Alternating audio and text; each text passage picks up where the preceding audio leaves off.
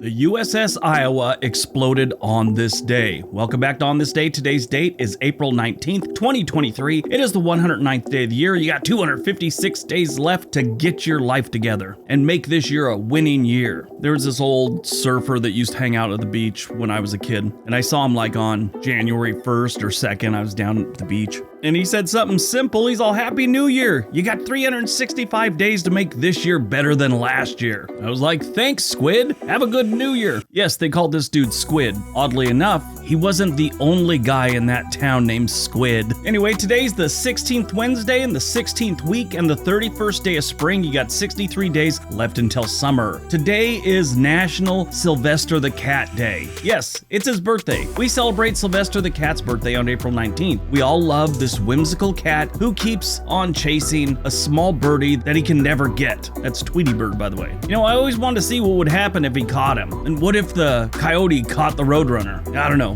Anyway, today is Sylvester the Cat's birthday. All right, let's see what else April 19th has given us. 1770, Captain James Cook, still holding the rank of lieutenant, sights the eastern coast of what is now Australia. Yeah. There's only Aboriginal people living there prior to 1770. Of course, Captain Cook famously goes on to be killed by Hawaiians. 1775, the American Revolutionary War begins. This day marks the start of the war between Great Britain and the 13 American colonies, as the first shots were fired in Lexington and Concord. 1861, the American Civil War, the Baltimore Riot of 1861 goes down. A pro-succession mob in Baltimore attacks the United States Army troops marching through the city. 1943, the Warsaw Ghetto Uprising. The Jewish residents of the Warsaw Ghetto in Nazi-occupied Poland begin their armed resistance against the German SS, resulting in a bloody battle that lasted for almost a month. This could have been the deep dive, but I did it 2 years ago.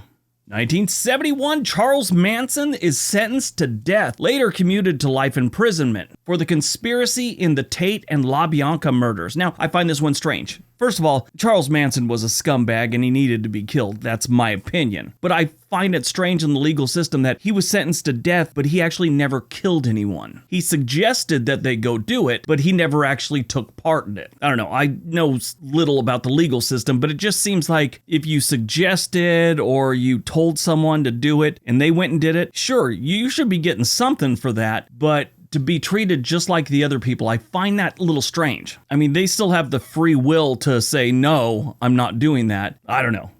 He got what he deserved. Don't get me wrong at all. I'm not defending Charles Manson. I'm just questioning the legal system and how that one worked out. I'm sure it was correct because, I mean, that's what he got. And that kind of case, with all the attention on it, I'm sure if there's any mistakes, errors, or shady stuff, it would have been brought to light a long time ago. 1987, The Simpsons first airs on television, and the show is still going. But this was the original show, and it was just a short on the Tracy Ullman Show. 2 years later, in 1989, is when the actual Simpsons that we have right now started. Just an amazing show. If you want to read anything interesting, go to the Wikipedia page and see all the different stars that have voiced characters on there. Some of them, like Hank Azaria, he's done like 30 different characters, including Mo the bartender. Phil Hartman was on there, Joe Mantegna was on, Kelsey Grammer, John Lovitz, Albert Brooks, Jackie Mason, and believe it or not, Stephen Hawking. I haven't watched it in years, but it's just an incredible show. You can tell by how long it's been going on. 1989, a gun turret explodes on the USS Iowa, killing 47 sailors.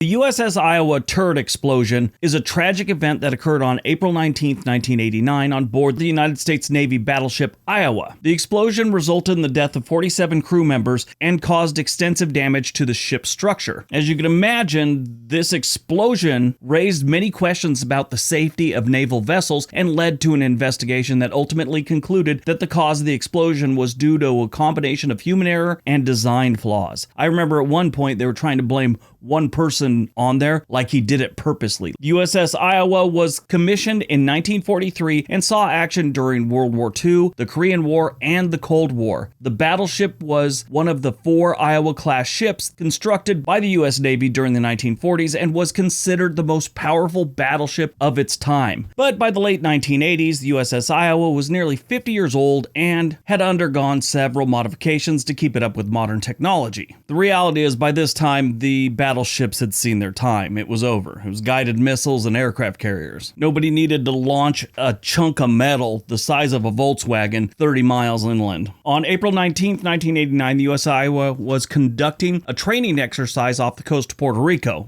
All the new technology, they were trying it out. The ship's crew was performing a routine operation to fire one of the 16-inch guns when suddenly a massive explosion rocked the ship's number 2 turret. The explosion was so powerful that it blew off the entire turret and caused significant damage to the surrounding area of the ship. The Navy immediately launched an investigation into the incident, which eventually concluded that the explosion was caused by a combination of human error and design flaws. The Navy's investigation found that the explosion was most likely caused by crew members who had mishandled the gunpowder bags used to fire the gun. This investigation also revealed that the gun's turret design was flawed and that the gunpowder bags were prone to ignite if they were handled improperly. The USS Iowa incident is a good example of why the military has so many safety briefings and protocols. This was really tragic though. 47 sailors lost their lives.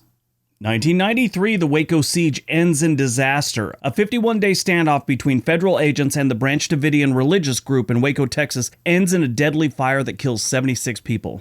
1995, the Oklahoma City bombing. We talked about this last year. A domestic terrorist attack on the federal building in Oklahoma City kills 168 people and injures hundreds more. Now, this was done by Timothy McVeigh, and there's a reason he did it on this day. He was protesting the siege at Waco 2 years earlier. The attack was done by white supremacist and anti-government extremist Timothy McVeigh and Terry Nichols. Timothy McVeigh is actually the guy that drove it up there and set it off. The only decent thing McVeigh ever did was he dropped all his remaining appeals and just took his death sentence. They pushed his off button on June 11th, 2001. 2005, Cardinal Joseph Ratzinger is elected Pope as Pope Benedict XVI following the death of Pope John Paul II. Premiered on April 19th, 2019, Retro Tech. This is a pretty good series. So Marquise Brownlee is this tech guy on YouTube. He's probably one of the bigger ones. I think he's the biggest one. And he breaks down, new tech that's coming out, everything from earbuds to cameras to drones, all that good stuff. Very well done and very informative. Now, he started out in his parents' dining room when he was like 15. Now he's worth millions, but this Retro Tech was a pretty good show. He would take things like camcorders, old gaming systems like the Game Boys, the Walkman, Polaroid cameras, and just kind of do like a little documentary and talk to people that used to use them, things like that. Really, really smart series. If you're into tech stuff, I would look him up. I'll leave a link for his channels below. He doesn't need my help promoting him, but if you need information on tech that's coming out, I'm sure you could find some good information on his channel.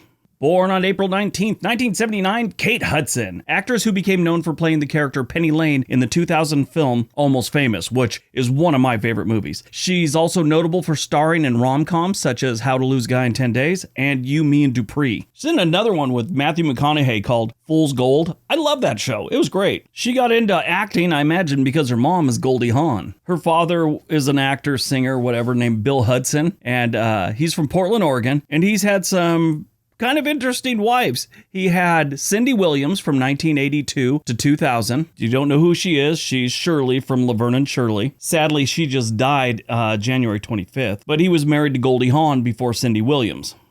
Died on April 19th, 2021, Walter Mondale, Minnesota Senator and 1984 Democratic nominee for president who served as the Vice President of the United States under Jimmy Carter from 1977 to 1981. He also served as U.S. Ambassador to Japan from 1993 to 1996. He served at Fort Knox during the Korean War for 2 years due to lack of funds for college. He lost the 1984 presidential election to Ronald Reagan, only attaining 13 electoral votes to Reagan's 525, which is the second largest electoral margin in history. Yeah, that was a rough one. I think the only state that voted for him was his home state. Walter Mondale died of natural causes in his sleep at his home in Minneapolis, Minnesota on April 19th, 2021. He was 93 years old. The day before his death, he had several phone conversations with Jimmy Carter, Bill Clinton, Joe Biden, and Kamala Harris, as well as Minnesota Governor Tim Walz. At the time of his death, Mondale was the oldest living former U.S. Vice President.